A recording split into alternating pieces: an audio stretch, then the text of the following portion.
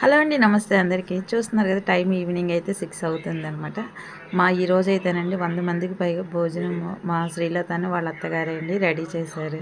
అనుకోకుండా అయితేనండి ఈరోజైతే ఈ వంట అయితే జరిగిందనమాట. శ్రీలత నాకు బాగోలేదు కాలని చెప్పి చూడ్డానికైతే ఇంటికొచ్చింది. మాటల్లో ఏంటండి ఈరోజు ఖాళీగా కూర్చున్నారంటే, కాలు నొప్పిగా ఉంది శ్రీలత వంట చేయలేకపోతున్నానంటే, నేను ఎప్పటినుంచో అనుకుంటున్నానండి మీకు చేసిద్దామని చెప్పని వాళ్ళ అత్తయ్య శ్రీలత అయితేనండి 6:00కల్లా భోజనము, చట్నీ, చిప్స్ అన్నీ అండి సమస్తము రెడీ చేసి నాకైతే 6 కల్లా అందించేశారనమాట. మనకున్న దాంట్లో అండి కొంతమందికైనా పెడితే అదొక ఆనందం అని చెప్పి అన్ని దానాల్లో కన్నా అన్నదానం గొప్పదని వాళ్ళ అత్తయ్య గారు అయితే నాకు ఎప్పుడు ఈ అవకాశం వచ్చిద్దని అయితే ఎదురు చూస్తూ ఉందన్నమాట వాళ్ళ అత్తయ్య గారు. చూస్తున్నారు కదండి నేనైతే ఇక భోజనాలన్నీ తీసుకొని అయితే వచ్చేసానమాట. మనుషుల ఆకలి తీర్చడం కన్నా అండి గొప్ప అన్నదానం కన్నా గొప్ప భాగ్యం ఇంకేదీ లేదని అయితే వాళ్ళైతే నమ్ముతున్నారనమాట.